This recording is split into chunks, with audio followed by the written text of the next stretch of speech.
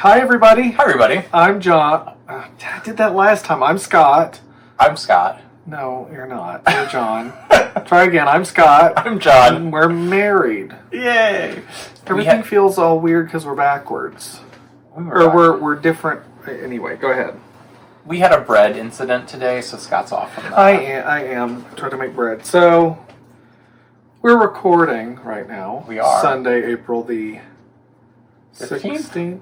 16th. And yes. Betty Ann, the infamous Betty Ann, is right over there on our couch. So it's putting bad juju into the atmosphere. Well, you know how usually in the podcast, I'm always looking over there to see if the animals are doing. So I'll be looking over there to make sure she's not up to no good. You can say something. You can say hello. We're just gonna block it out anyway. Hello, everyone.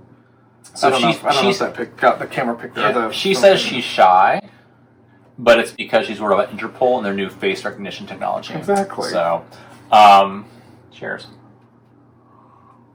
We're having our old fashions again today. Mm-hmm. So we're trying a new camera setup.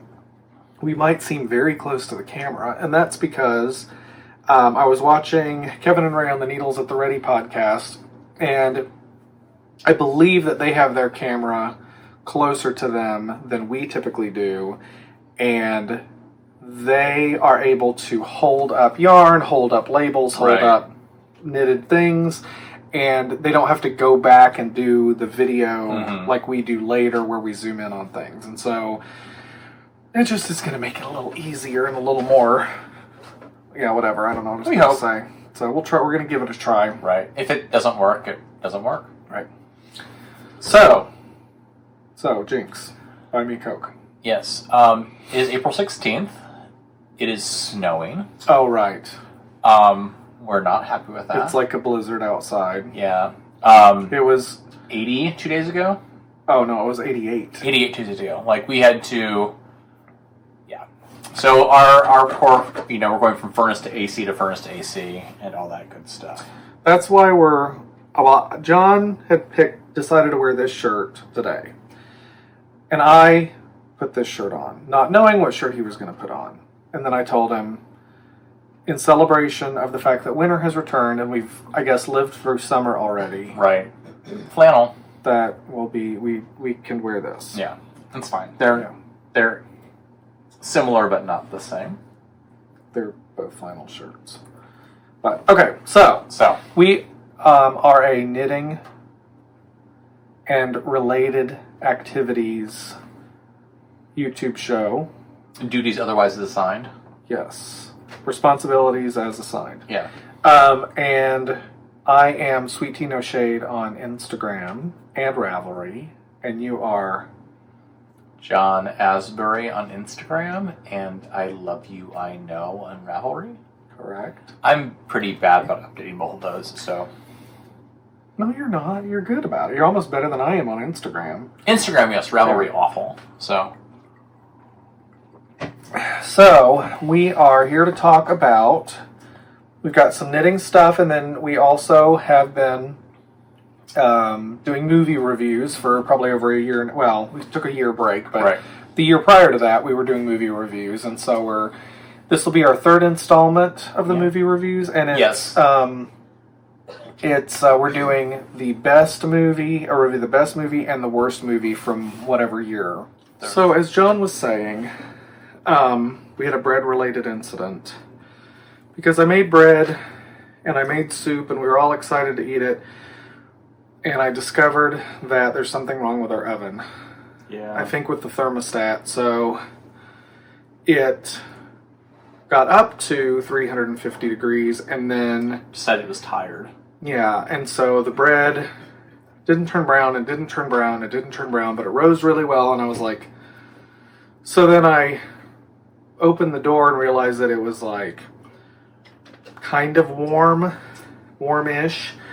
So then I tried to bake it again, and... Yeah. It was just an extended proof. Yeah, it was beautiful and brown on the top, and it was mush. Yeah. So... Which is too bad. So... That was frustrating, especially because we just got our oven fixed. What Yeah. we discovered is the oven was unplugged and we thought it was broken. So now, anyway, now it actually is broken. now it actually is So broken. that's exciting. And then also, this is the weekend of the Minnesota Yarn Shop Hop, but because of the fact that it's snowing, and the fact that Mom is visiting, and the fact that we have way too much yarn, we actually ended up only going to one store. But we did good. What do you mean we did good? We bought stuff from the store. Oh, yeah, we bought stuff. So that'll be in our acquisitions. So we just did a very abbreviated shop hop. Yeah. It was just a shop stand, go, A shop, a shop visit. land. Sure. And so we'll have some acquisitions to show, and then also We might have a live Betty Ann update, depending on how things go with her on the couch.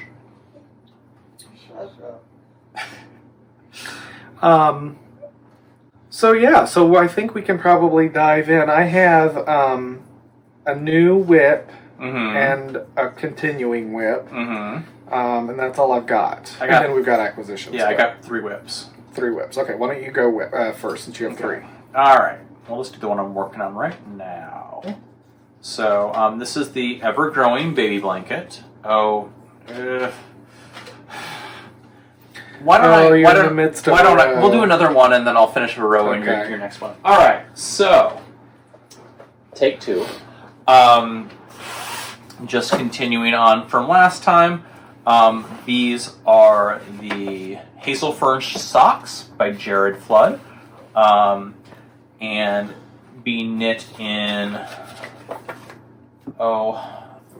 Brooklyn Tweed Perie, P-E-R-I-E, which is 100% American merino wool.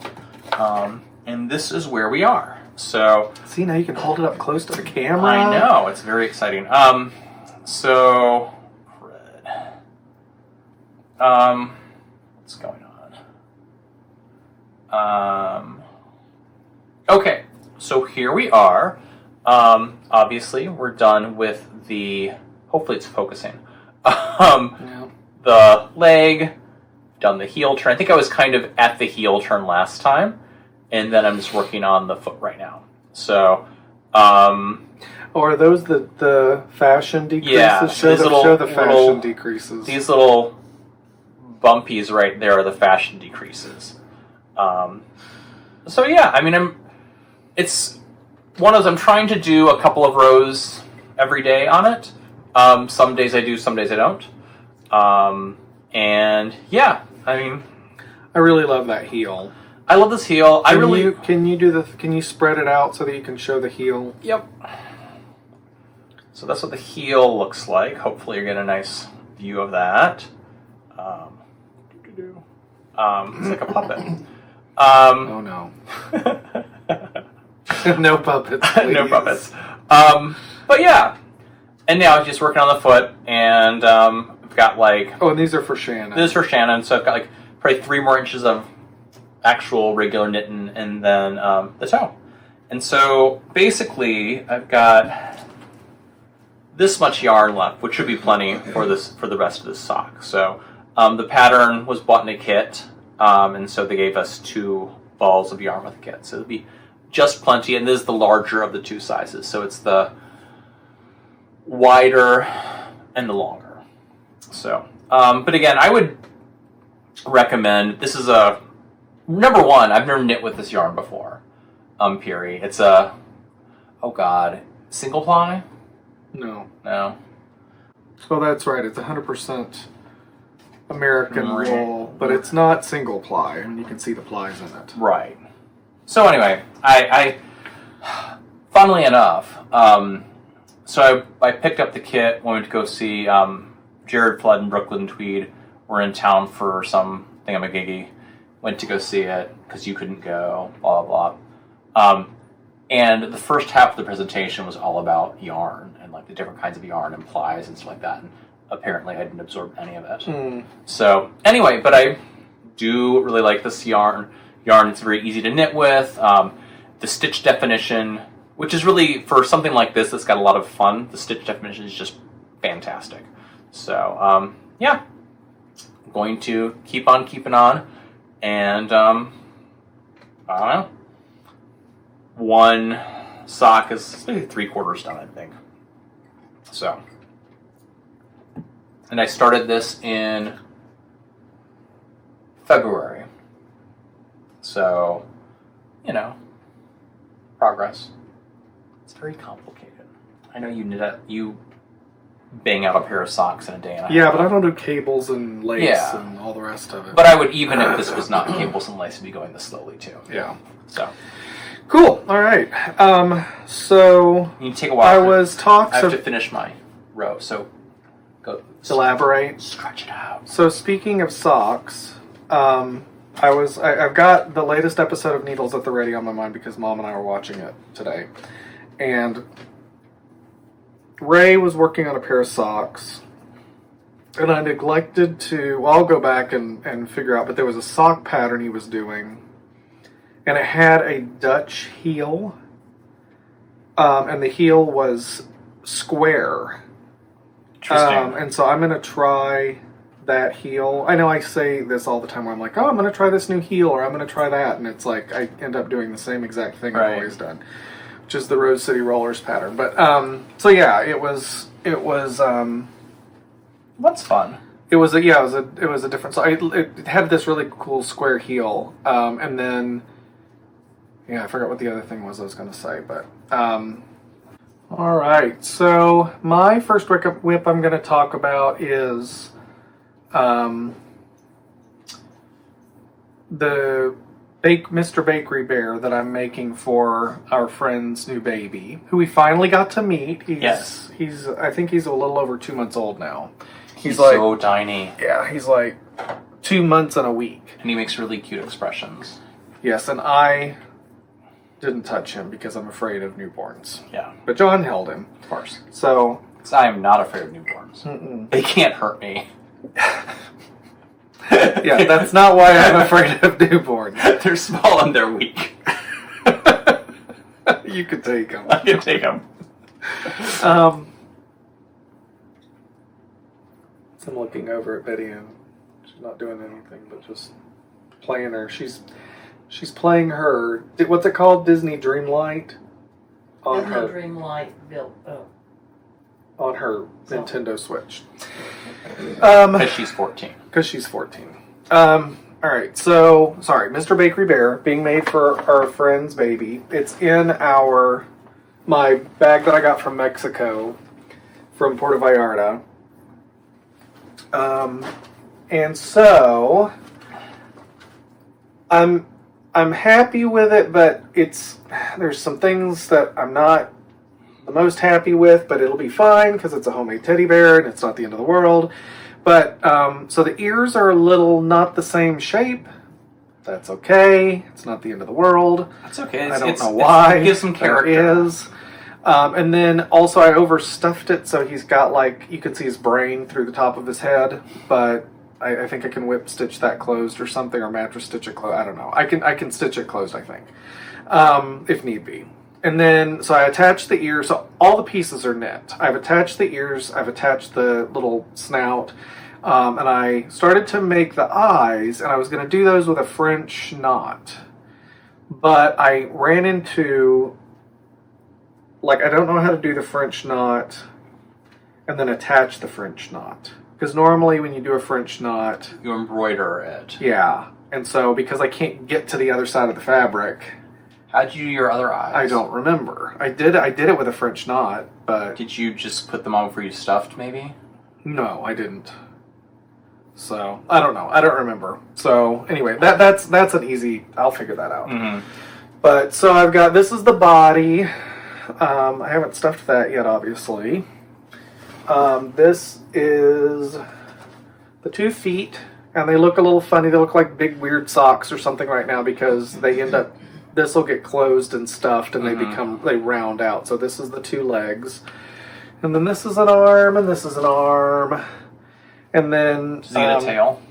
No. Oh. I think so. I don't remember him getting a tail. No, he didn't get a tail. And then he gets a pair of pants and a sweater. Right.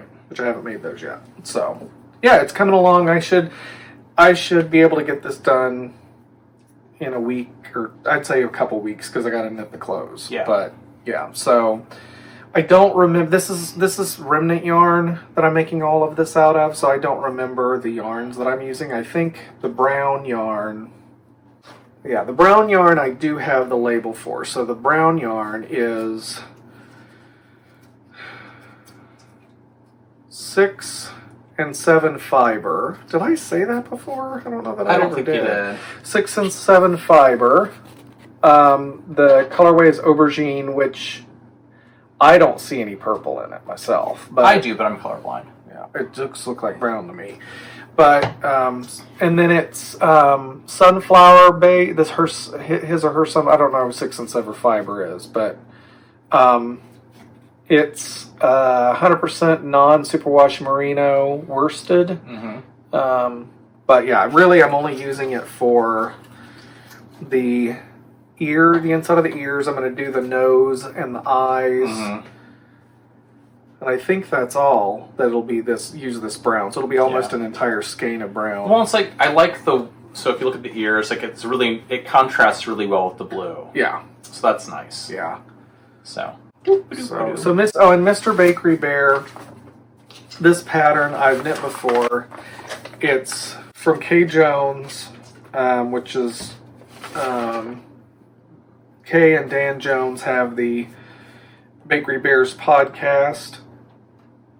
And so their Instagram is Bryony Bears, so Bryony Bears, which is the name of their daughter. Right, Mom? I think that sounds right. And so they're Bryony Bear on Ravelry too. So yeah, so that's and you know, I knit Mr. Bakery Bear and I've knit her Fitzwilliam's Fox. Mm-hmm. And they were both, I had never knit stuffed animals before, and they were great. Yeah. So, or great patterns to follow. She does a really great job of walking you through step by step and giving you pointers and such. So, Yeah. All right, what's your next one? Perfect timing, Scott. So, this is, hang on just 1 second. It's not the Hazelfern Socks, though.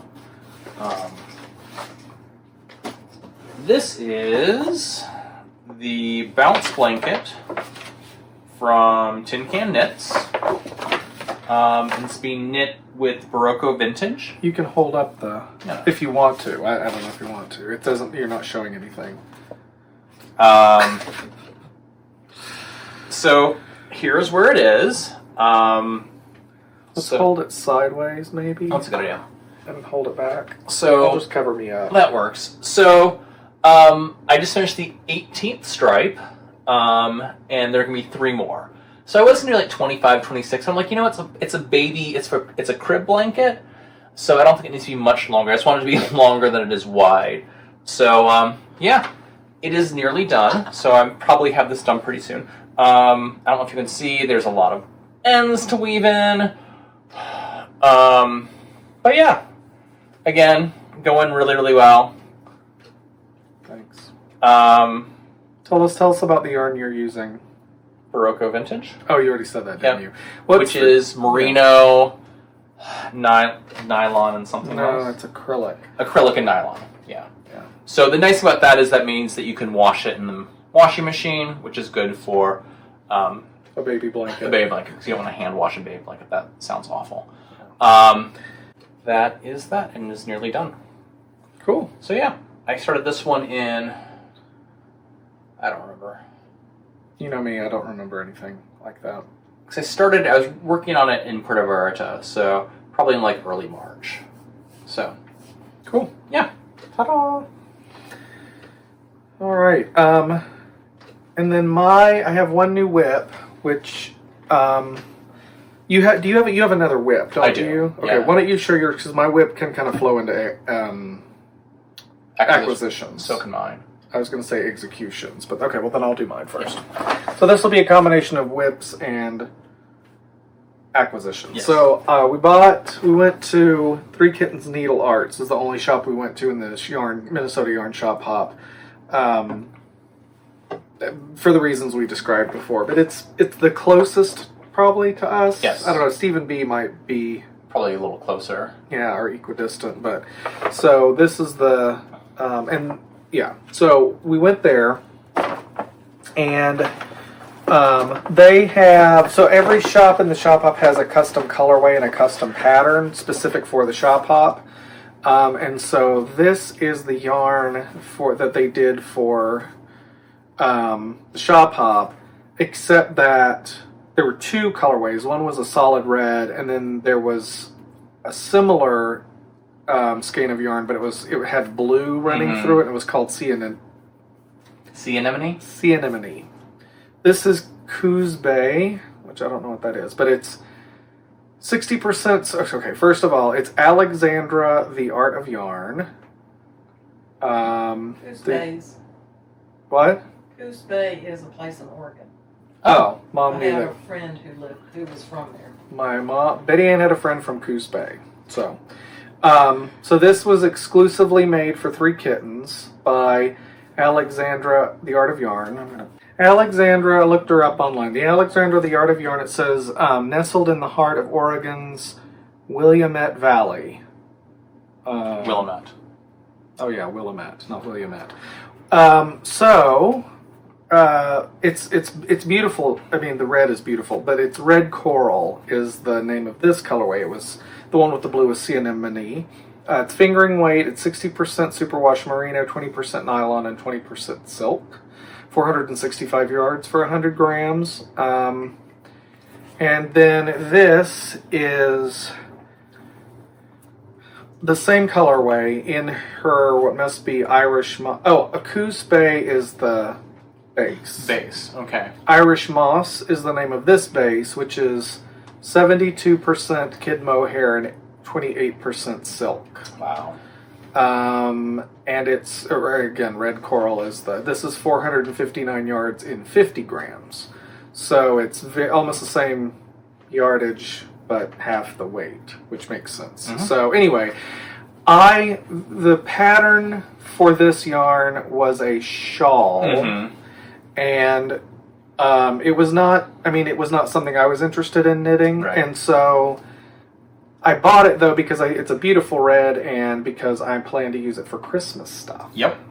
So that's what I got. And then the other thing I got was this book. I got some other stuff, but this book is Easy Knit Dishcloths. It's from Hella Benedicta Nygaard. Sounds Scandinavian. Not sure if I'm saying that correctly. Danish, it looks Okay. like. So, it's just a whole bunch of cool dishcloth patterns and cotton, like dishy and stuff like that. That's not typically fingering weight, is it? I don't think It's like normally like worsted or DK, isn't it? It's thicker than fingering. I don't know which one, but Yeah. So this calls specifically for fingering weight cotton. And so they're fingering weight dishcloths. Okay. And so I bought a couple skeins of fingering weight cotton. This is from what does that say? On Livy? On Hire? On Lanai? So Leanie, on Leanie, Line 490 Orata. Sure. I don't know. This I bought this, and this it appears to be German, maybe as far as the writing on the label, but it doesn't. I don't know. Don't know what the colorway is or anything like that. But this is one skein that I bought. And then I bought another skein and I've started a dishcloth with it. Now, when I was knitting this, I'm like, oh Lord, I made the world's largest dishcloth. Mm-hmm. But I looked at the pattern, and the pattern does say it's like 10 inches by 10 inches. Okay. Which seems big for a dishcloth maybe, but yeah. I mean, it's one of those that you wouldn't have to knit it this large if you wanted to do like a smaller right. And also thing. Like, it's a dishcloth. It's What not does it fitted matter? to your body or anything like that. Right, exactly. And so then I bought this. I also bought at the shop hop are these little flounder from the Little Mermaid tip Needle protectors or something. Thingies. Yeah, They are. You have to. So What do they call them? They're from oh yeah, they're from Minnie and Pearl, and they're stitch stoppers. So I'm gonna look Minnie and Pearl up real quick. So I can't find anything about a website for Minnie and Pearl specifically, but they seem to be carried by a lot of different retailers. So, but they're cool. I've never seen ones quite like this. Mm-hmm. So, very cool. And so the theme of the sock hop was That's right. under the sea, and so all the different stores were doing under the sea. Sea-related, ocean-related stuff. Right. So that's why this is red coral. This colorway is red coral. And why they had little flounder. Why they had, Little Mermaid stuff. Right. And all of that. So anyway, it's always nice to do in dishcloth, and I'm just going to work my way through that book. Because they have some cool patterns and stuff. The first one, they have a lot of instructions at the beginning about gauge and patterns and stuff like that. Or I think you're needing a hand towel. Mm-hmm. Is it a dishcloth or a hand towel? Oh, hand towel. What's a hand towel? Like something you Be quiet. If you're going to talk, you're going to come over here. If you're going to You know the Comments towel from the that people. you have hanging in the bathroom for me yeah. to dry my hands on, that's a hand towel. Oh. So we could maybe use these as hand towels. Yeah, it'd be fun. Since they're called that, then Use them for your You're going to come over and be on camera if you don't stop talking. Broken, but somebody's in the comments is going to say, I don't like the way that you talk to your mother. Okay, well, they're a hand towel. Cool. That makes more sense. Yeah, right? broken. So anyway, sorry. What I was trying to say is I was going to knit my way through the patterns. They start you off very simply. Mm-hmm. The first thing is just, what's the opposite of stockinette? Garter. The first one is garter. Just garter. Yeah. Then it's broken rib. Well, those I'm very familiar with. Right. So I'm starting with broken basket weave. Cool. But some of them are just beautiful. Yeah. So they got what I really like about it. What the heck are those? Brownie bites? They look to me like dried black walnuts. Anyway, I really like it when a pattern is. I like reading charts, and this doesn't. Some of these don't need charts, but they put charts in them anyway. And maybe that's a Scandinavian tradition thing that they're used to more using charts. But anyway, it's a great little book. I love books. Just sometimes I've got several books that I've never knit anything from, but I just love looking at them. Yep. And this was this was published by a publisher, or this was published by a group in Minneapolis. Oh. But I was looking to see when it was 2017 in the United States. Right. So it's not a new book. But anyway, cool. That's what I got. Excellent. So, related to the sock hop, so I think I had mentioned this before. We got this book a while ago. It's the Knitting the National Parks book. You might want to hold it up a little higher. There we go. By Nancy Bates, and much like Scott is going to try to knit his way through the dishcloth book, I might try to knit my way through this because I love knitting hats. And the first one here is Acadia. It's called Acadia. I'll sort of So, based on Acadia National Park in Maine. So time out. Is it I'm sure you've already thought about this, but is there pattern information on that page? Nope. Well, I was just checking. Nope. I looked first, I promise. I don't like that Betty Ann is visiting because she influences John and he starts getting mean. Okay, go ahead. I make it mean, but you get more pickety. Go ahead. Anyway, so it's a hat, and the idea is it's kind of based on the birch trees in Acadia National Park.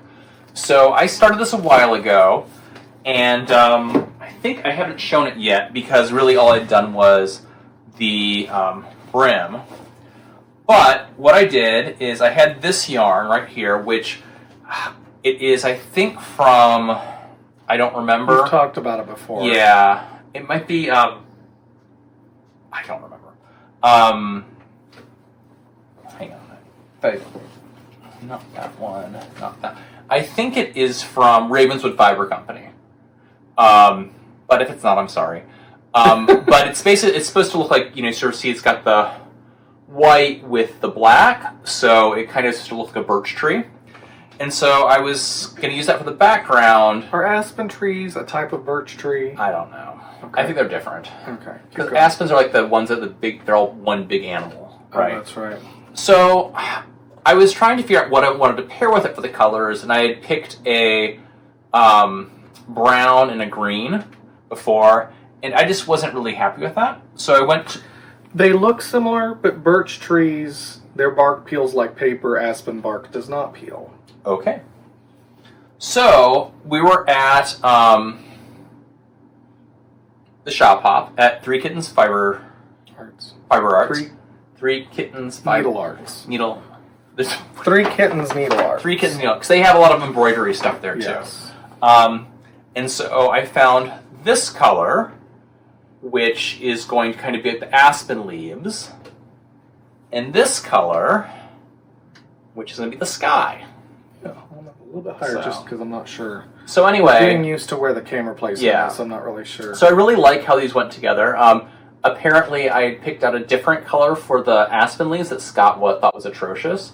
He's like, that's green dirt. So he comes up with me with these two colors, and it was like this one. Nope. That's right, the other one. The silver one. I'm glad he asked. I know. That's why I do ask, because sometimes I don't see the colors everyone else sees. Did you think they looked like this? I thought they were in the same families. They weren't. So, anyway, the way this works is kind of you do this main color, and there's sort of blotches of the other two colors. And so this... So cool. Is where I am today with this. And actually, literally today, because I had done the brim a while ago. I did a tubular cast on for the brim. Friggin' love how that looks. It's just so cool. But anyway, so... Well, you know what it looks like with a hat? Is it looks like you've got it folded over when you don't. Yeah, exactly. So, and this was a remnant yarn. But, so yeah, it has these little sort of splotches of color. So it's got sort of the gold and the blue. So in my mind, this is like, you're in an aspen forest, you can see the leaves in the sky. Yeah. So, and literally, I did this today. But in the pattern, it's more that these splotches are the black and grays of the bark. Right, exactly. But you just kind of modify it to be... Well, because you can see, I don't know if you can see this, but there's... like these little things, those are the sort of the yarn already has speckles in it. Yeah, so you don't need the black. Yeah. So I'm super excited. I'm trying to decide. So this is, I always freak out about hats like this. Sorry. I always get worried with hats. I'm like, well, is this because I feel like I'm halfway through until it decreases. I'm like, is that? I feel like it's going to be for like a little tiny person's head.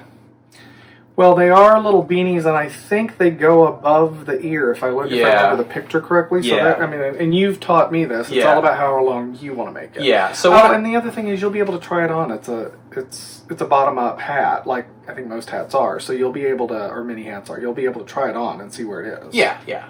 But I might add some of the. So basically, there's these rows here with the gold and the blue are color work, but there are also regular straight knitting, straight stockinette, and so I might add a row or two and see, just to get a little more length. Are you going up a needle size and down a needle size? Yep. For the color work versus non? Yep. So, I am really, I think this is going to be really, really pretty. And whether it stays with, we have so many hats, but this may go into our neighborhood hat collection. So, but I really like this. I think these yarns work really well together, and I really like the base color. I think it's really cool. And the little speckles really kind of, I don't know, they sort of accent the other stuff, so it's not so flat. It's got a little depth to it. Yeah. So I really do like this. I love knitting hats, obviously, because I sat down and did this today. And yeah, I think when we think about like what your favorite knitted object to knit is, mine is always hats. Yeah. So anyway, so yeah, I will probably have this done pretty soon if I can sort of stick with it. Well, you knit this much in just like today. Yeah, so. Exactly. So, yeah, so that was kind of fun, and I'm glad. Anyway, I just really like how these colors are. They're kind of how they're just how I envisioned it. So that's really fun. So, all right. And I got some Ursula Sea Witch and needle stuff, but I'm not sure where they are. They're somewhere in my bags. So. I think I might have put them in your bag with your blanket there. Oh. Well, it's okay. Yeah. They're Ursula Sea Witch, so. All right, I think now there's a couple comments I wanted to respond to from our last episode. And so we'll do that quick, and then we'll jump into our movie review. Sounds good. So there's really only one comment I wanted to respond to, just because I thought it was so helpful. And this is Sonia had commented on and provided some good information. Hakalisa79 gave kind of a better description about the Zauberball stuff. So I think in the previous episode I had finished object of a pair of socks that were Zauberballs, and I was trying to understand the different kind of Zauberball stuff. Here's one that I showed last time, but they say the difference between a regular Zauberball and a Zauberball Crazy is that the regular is single ply while the Crazy is plied. Both of those are fingering weight and come in 100 gram balls. The Stärke 6, which I think this is. Mm-hmm. Yeah, Stärke 6 is thicker, more of a sport weight, and come in 150 gram balls, so you can still get a pair of socks out of one ball. The name comes from the German classification of sock yarn, which is 4 or 1, 2, 3, 4. Vierfach equals 4 ply. Sechsfach and 11. No. 1, 2, 3, 4, 5, 6, 7, 8. 8 is achtfach, which must be 8 ply. Mm-hmm. So it's 400 to 100 grams, 400 to 150 grams, and 400 to 200 grams. Cool. Thank you very much for providing that information. I never would have come up with that myself. All right, time to talk about movie review. Yes, and I have a comment I want to comment on, okay, which is in the movie section. So, Kate Colors inspired me. She commented that she was going to go to the library and get the 2 movies we're watching this week, and then the original Swept Away. So, last time I watched Swept Away from 2000, whatever, the Madonna Swept Away. And she said, I'm going to go check out and go to the library and watch the original. And I'm like, I can do that.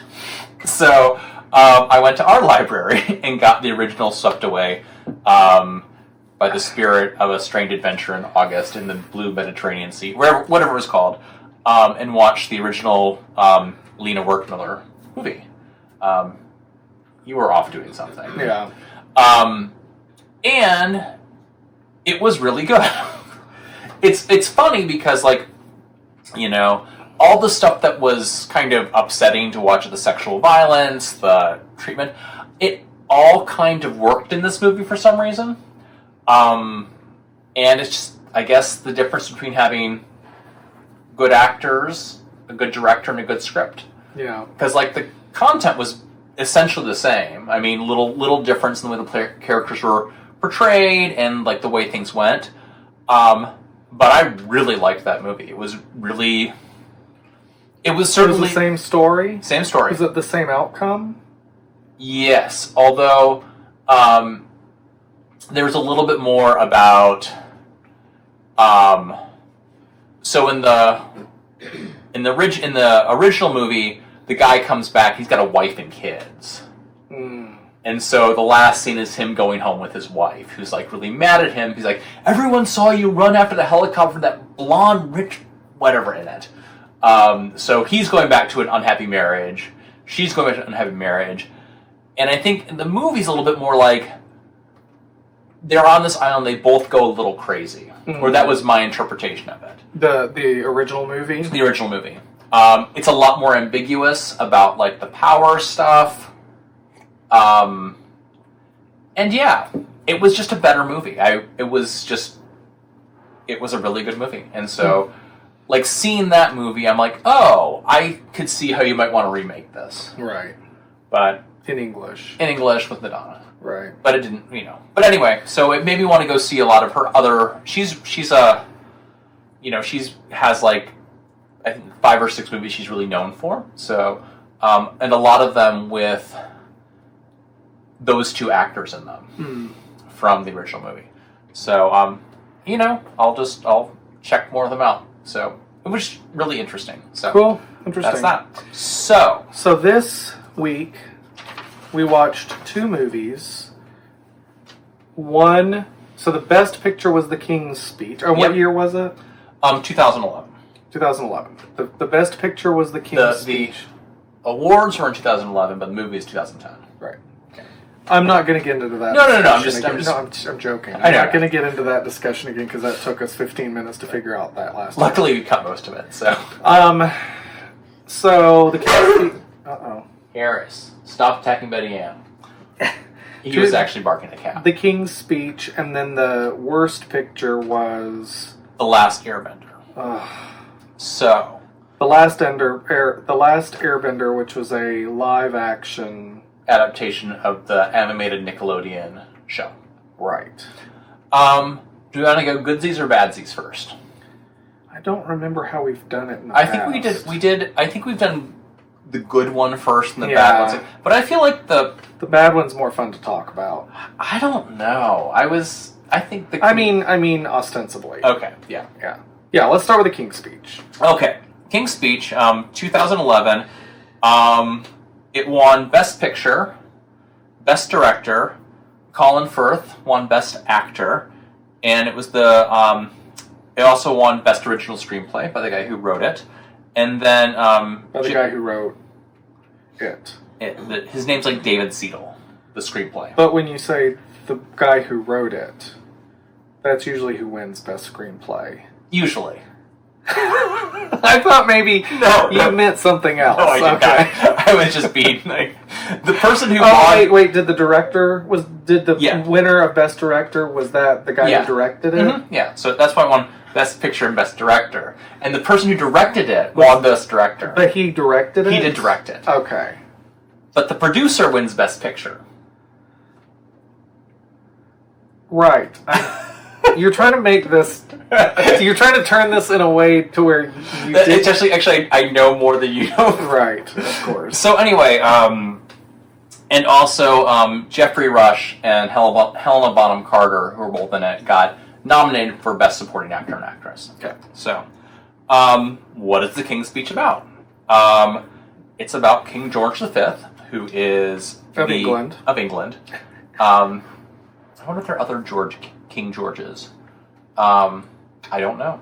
Well, I wonder if there's like the name George in other languages. Like, what's Spanish for George? Jorge. Yeah. Anyway, go ahead. Anyway, so George V, who was King of England during World War II, had a stammer, and this is kind of about how... A stammer, but I think it's what we call a stutter. I think they're the same thing, aren't they? I have no idea. I think in British English, Betty Ann's telling us yes. Okay. British English is stammer, and or American she's not in her screen. She doesn't know. Yeah. In American English, it's a stutter. Go ahead. So he had a stammer, and it was really important that he be able to speak on the radio, and so he worked with a speech therapist and learned how to speak without the stammer. Pretty simple concept. A couple of fun things about it. So the guy who wrote the screenplay, who actually won the Best Original Screenplay too. Did he write it? He did. Okay. So he had a stammer, And he was really interested in, he heard about King George V having a stammer, and he's like, I want to write something about that. And so he contacted the... And this was interesting to me. I'm sorry, before we get too far down the path. George V was Elizabeth's father. And George V became king, was not intended to become king, but became king because his brother Edward abdicated. Yes. Yeah. And which was Edward VII. Yes. Eighth. Guy Pearce plays him. Yeah. And so the screenwriter who wrote the screenplay and actually won the Oscar for the screenplay. It's just so interesting how that works. He contacted the speech therapist's son, and the son was like, "Yeah, that's really cool. You need to clear to the royal family first before you start writing a screenplay about it."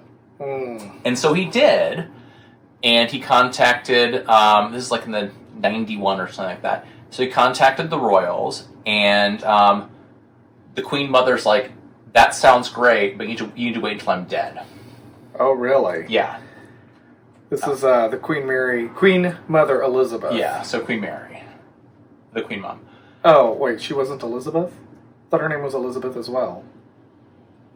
No, you're right. It's... Because her mother was Mary. It was Queen Mary. Yeah, okay.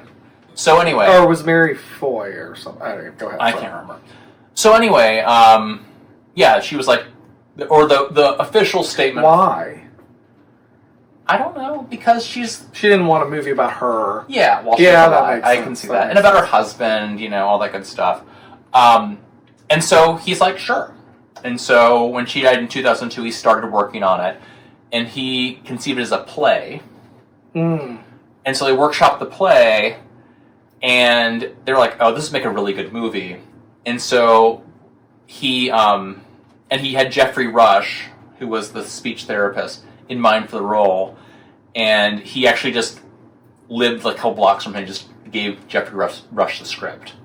And Jeffrey Rush is like, oh, this is bad, you should went to my agent first, but I'm interested. So they did it. And then they were looking at a couple people for George V, but landed on Colin Firth, and I thought he was amazing. Yeah, he was great. I mean, everybody was great. Yeah. Let's see. So budget was $15 million, made $427 million. $427 million? So $427 million. I mean, you think about that, like...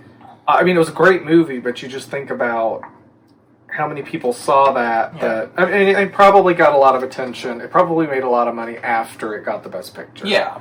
But I saw it in the movie theater, and I remember really liking it. And like it's funny because it's like before The Crown was on TV and stuff like that too. So it's like kind of one of the first films about the royal family, the more modern royal family. Yeah. It's also funny because Helena Bonham Carter plays the Queen Mother in this movie, and she plays Margaret in The Crown. Right. Did she play the Queen Mother, or she played his wife? Well, she's the Queen Mother, but she's the wife. I'm sorry. She's just the queen. She's the queen consort. Yeah, queen consort at that point. But I always think of her as the Queen Mother because she's the Queen Mother I knew growing up. Oh, right. Right. Because she's Elizabeth's mother. No. Yeah, Elizabeth's mother. Yes, she's Elizabeth. Yes. So she's the Queen Mom in my mind. Yes. But Helen Bonham... The real person. Yes, exactly. And I'm thinking of Helena Bonham Carter. Yeah. Okay, keep going. And so she played Margaret in The Crown. Yeah. Other fun... So, like, it's like that whole, like, all British people are in Harry Potter and The Crown. Was part of it. And what else? Other fun things. So Colin Firth was in it, and the woman who played... There's only 5 actors in all of England. I know. And so the woman who played Jeffrey Rush's wife was Jennifer Ely, who was in Pride and Prejudice with him as Elizabeth Bennet. Yeah, so like it's always, and the list goes on and on and on. Yeah. Like all the overlaps. Yeah. Let's see what else was interesting. Let's see. Oh, so the other Best Picture nominees were Black Swan, The Fighter, Inception, The Kids Are All Right, 127 Hours, The Social Network, Toy Story 3, True Grit, and The Winter's Bone. And I think I've seen Black Swan, Toy Story 3, and Inception on that list. Yeah, I think that's what I've seen as well. No, you've seen Social Network, haven't you? Oh, yeah, I've seen Social Network, yeah. So, yeah. What did you think? I liked it a lot. Yeah. I love watching stuff about the royal family. This was... Betty Ann is trying to watch TV. The cat sat on it and turned it on. I'm trying to turn it off. Hit the top left button. Perfect. You have no respect for Betty Ann blaming the cat. You have no respect for our hard work we're doing over here. Why are you holding it up to I was trying me? to turn it off. No, you're No, right. just it'll cut off by itself. Oh. Okay, anyway, before we were so rudely interrupted.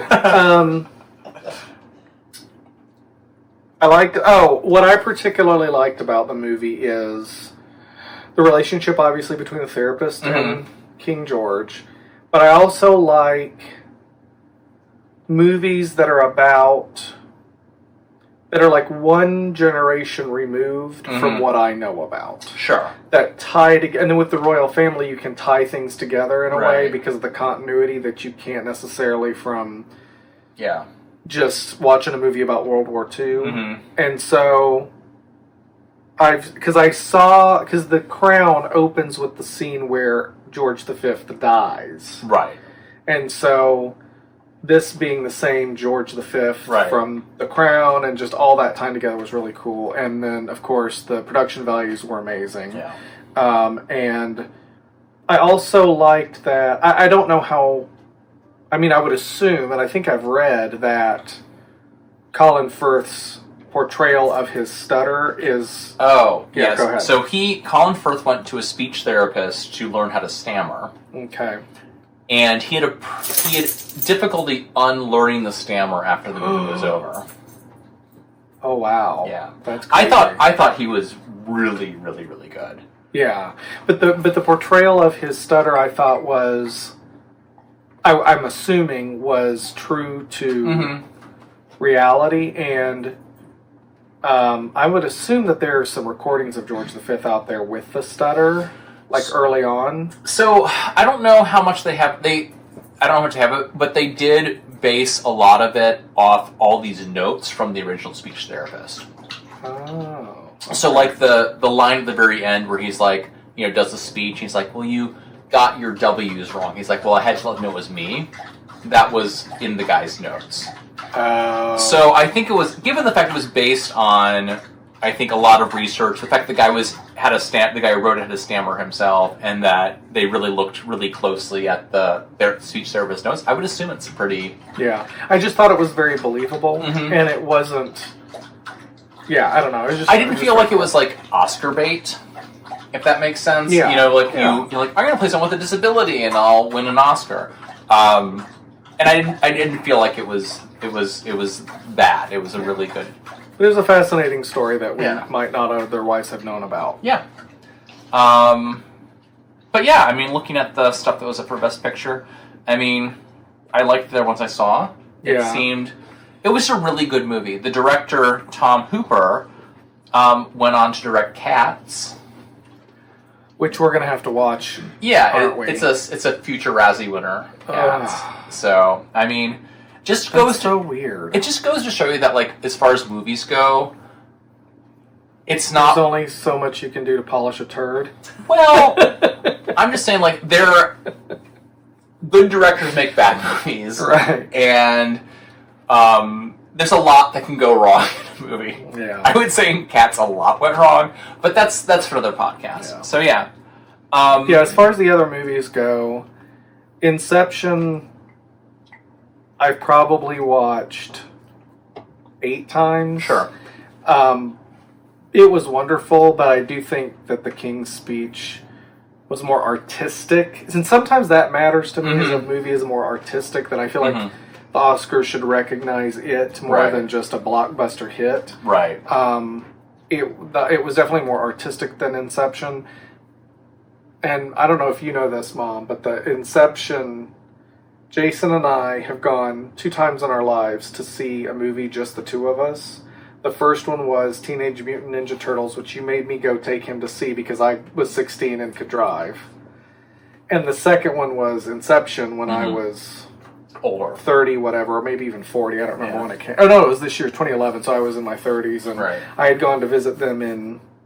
But we saw it together, though. You saw it a second time, because I saw it with Yeah, you. yeah, because I was like, oh my god, this is an amazing movie, you have to go see it with me, so... Okay, alright.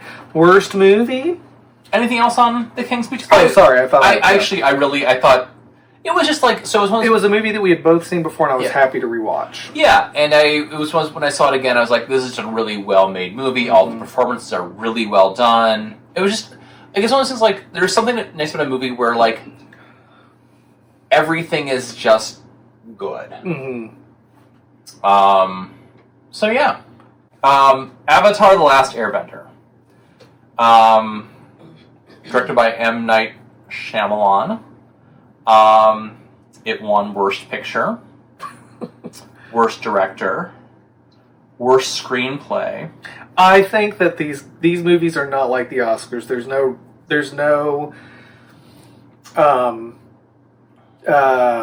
what's that word for, not tradition, but there's no like unspoken rules or like, you know, whatever. Right. Like, they just pile on. They do pile on. So, and it was bad. And so Jackson Rathbone, he won Worst Supporting Actor for his role in this and also his role in Eclipse.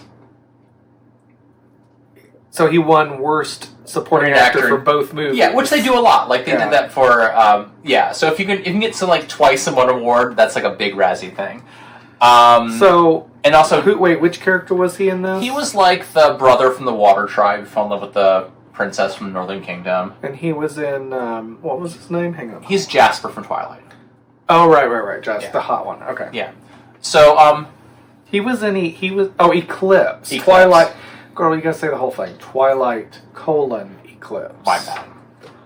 I was thinking Contact, the one with Jodie Foster. No. I was like, he was in that? Very different. Eclipse. And Dev Patel, who was also nominated for Worst Supporting Actor. It also won, like, the Razzies will invent categories, and they invented the worst use of 3D in a movie. Because Avatar, they filmed it, and then, like, 3D started happening, and they refilmed it in 3D. And apparently... So they reprocessed it in 3D, and so apparently was not a good conversion. Gotcha. The other ones that were nominated were The Bounty Hunter, Sex and the City 2, Twilight, Eclipse, and Vampires Suck.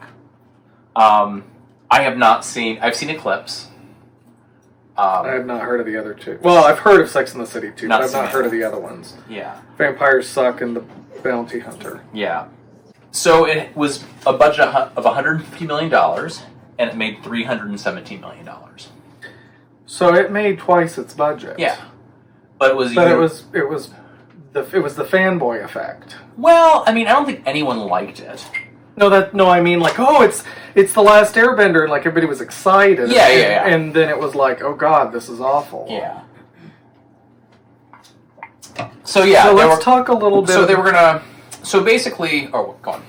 Well, I was just gonna say, I wanted to talk a little bit about the source material and Yeah, perfect. Yeah, that was where I was going to. Okay, go for it. So... There is a original Nickelodeon animated show called Avatar: The Last Airbender that ran for, I think, 3 seasons. And this movie is the first season. And this show is universally beloved. Everyone loves it. Yeah, so I thought it was based on, like, a manga or something. Yeah. Like, I had no clue that Nickelodeon made it up. Yeah. And so... And just explaining how beloved it is, a good friend of mine, on one of his legs, so Avatar: The Last Airbender is... The Avatar is this person within their world who is reincarnated and is an airbender as opposed to a waterbender, firebender, earthbender, and unites all the different peoples and Right. is a Sort- important, cool yeah. dude. There's a scene in the movie and in the animated series where the Avatar is taken into the temple. The newest one, the one that the show in the movie is about, and shown this spiral, whatever you'd call it, area with all of the statues of all of the previous Airbenders. Avatars, sorry. And my friend has that entire spiral with every previous Airbender tattooed down his entire leg. With the I think it's up at the top of his thigh is the one from the movie. So like it's basically beloved. Everyone who's seen, my sister watched it with her kids. We started watching it just because of watching this movie. And everyone's like, it's awesome. And so I think that probably is part of it. I think if it just been like a random movie that came out, people wouldn't have been so mad about it. I think the fact that it was M. Night Shyamalan, people like piling on. People love to hate him. Yeah. And I mean, you know, sometimes rightly so. And his stuff is polarizing because I love The Lady in the Water. Everybody hates The Lady in the Water. You hated The Lady in the Water. I've never seen it. Oh, I thought you'd seen it. I loved The Lady in the Water. Most people think it's the stupidest movie ever. Right. But then, what was the one with the trees? The Happening? The Happening was the worst movie I've ever seen. The acting was the worst acting I've ever seen. But Signs was good. Signs was good. Mr. Glass, no, not Mr. Glass. Unbreakable? Unbreakable was good. No, is that what it's called? Unbreakable? And then with the I See Dead People one. I See Dead People, Sixth Sense, and I thought Split was good too. Yeah, Split was really good. So, like, he can make good movies. Yeah. But he'd written the script. Oh, The Village, was it The Village? Yeah, The Village. I really liked The Village. Yeah.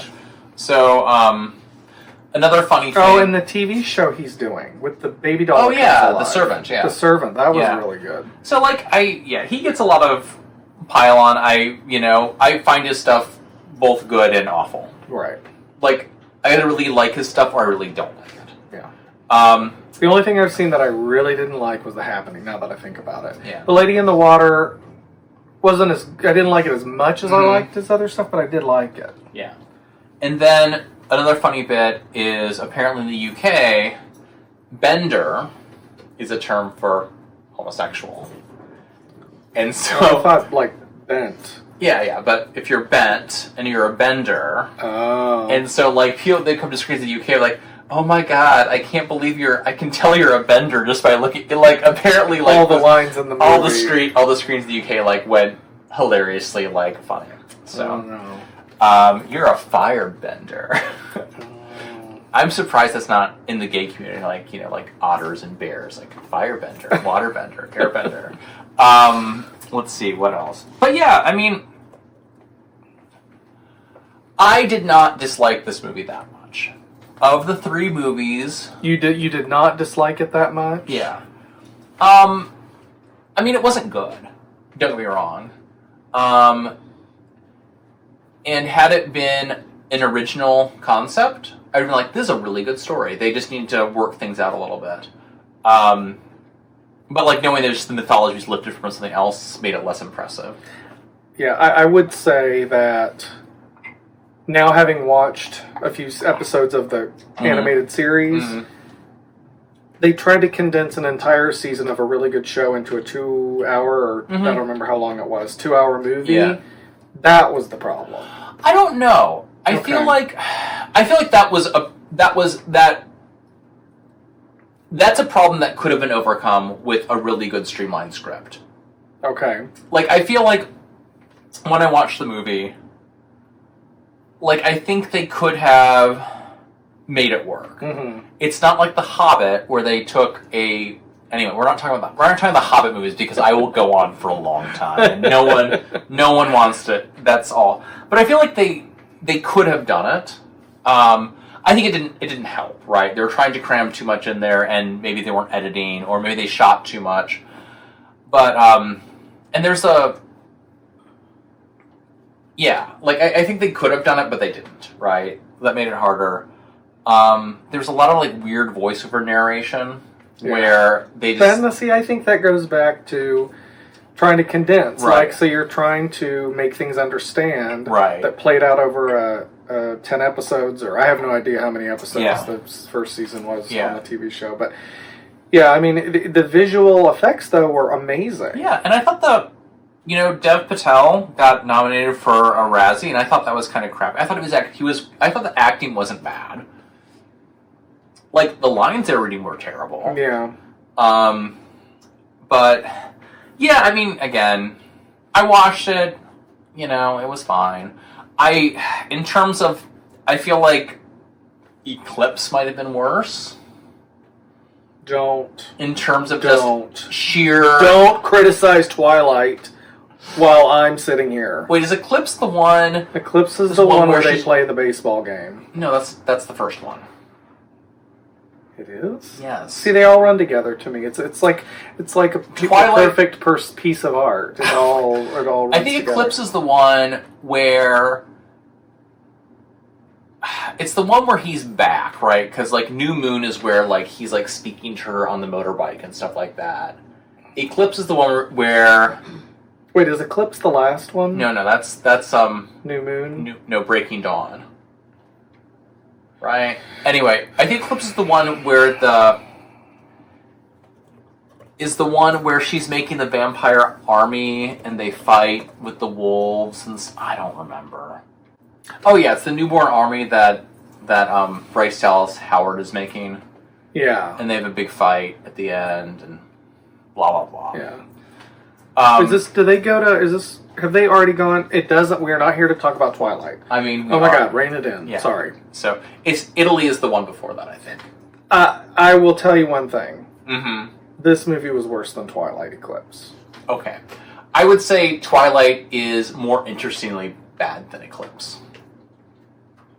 I don't want you to talk negatively about Twilight. Okay. Anyway, neither here nor there. So yeah, I mean... We'll have to get a divorce. If that's going to be... That's the tipping point. It's the Twilight movies. Right. I think we've already talked about this before. But yeah, I mean... I feel like it's one of those things, like, if it had just been, like, a kid's movie that came out and whatever, new property would have... I mean, it still wouldn't have been good, but I don't think it would have been as... hated as much as it was. That's true. So, because there are a lot of not good movies that come out every year. The Razzies tend to go to high-profile failures. High-profile failures, yeah. So, all right. Well, should we look at... Oh, but yeah, I would say, if you have not seen The King's Speech... watch it, it's really good. If you are... In the Last Airbender, watch the animated series, right. even if you're an adult and don't have kids. It's free on some streaming service. That helps. Yeah. Yeah, it's The Last Airbender is a fun story and all of that. It's a really cool concept. Mm-hmm. I think it actually would make a good manga, a very good manga. Have you ever read a manga? I read the manga about the gay couple that liked to cook, and there was recipes in the manga. What?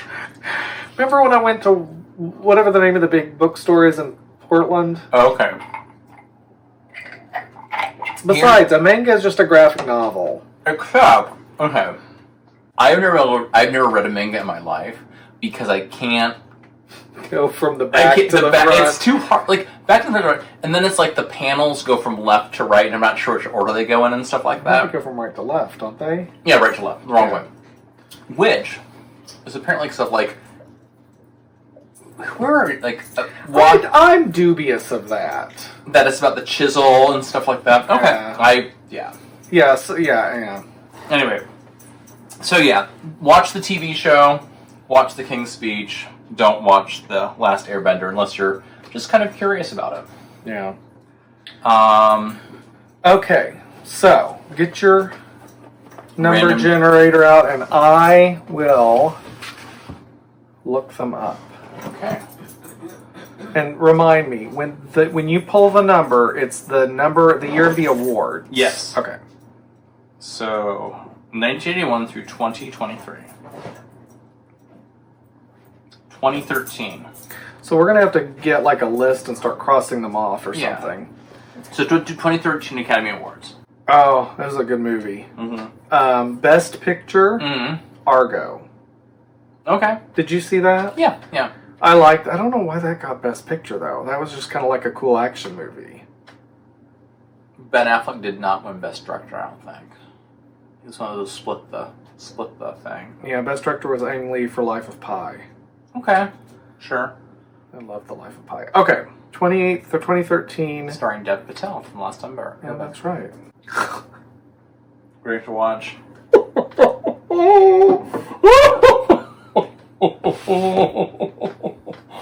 We will be watching The Twilight Saga, Breaking Dawn, Part 2. Nice.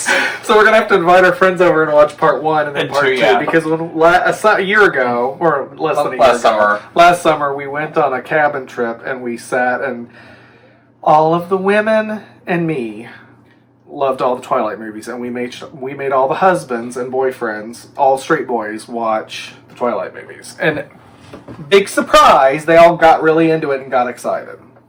That is so true. The Twilight Saga, Breaking Dawn, Part 2. And no, I don't really love Twilight like I'm professing, except that a little part of me does. So I feel like the Twilight movies are my favorite kind of terrible movie. Like, I will watch the first Twilight movie anytime. Because so much fun to make fun of. So crazy bad. But also, when those books came out, is Twilight the one where it was fan fiction, or is it? No. No, that's 50 Shades of Grey. Was Twilight fan fiction. Okay. Yeah. The Twilight books, when they came out.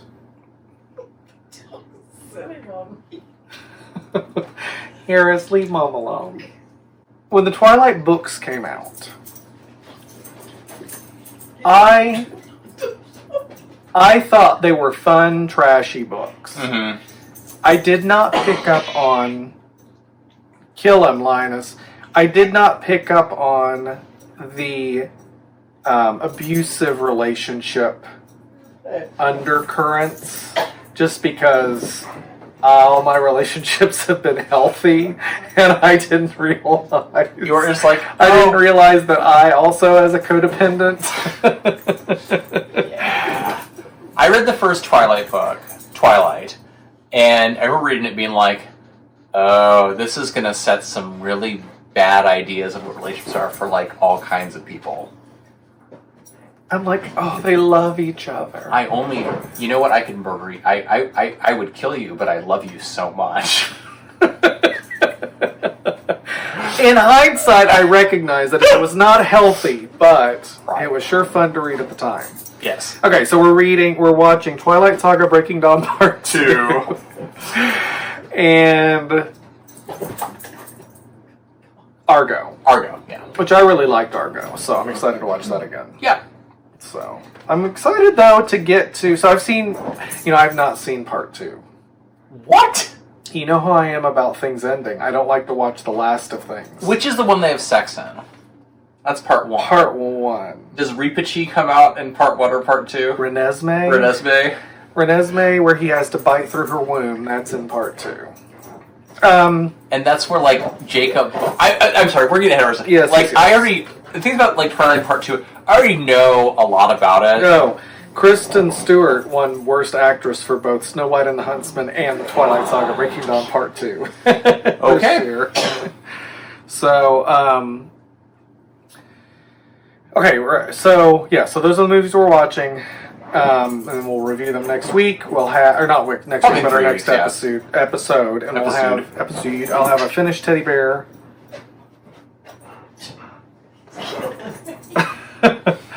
And yeah, maybe we'll have an interview with Betty Ann in our next episode, but she'll sit right there and we'll interview her and she won't be on camera. Okay. We'll put a picture of Betty Boop on the screen. Alright, thanks everybody. Bye.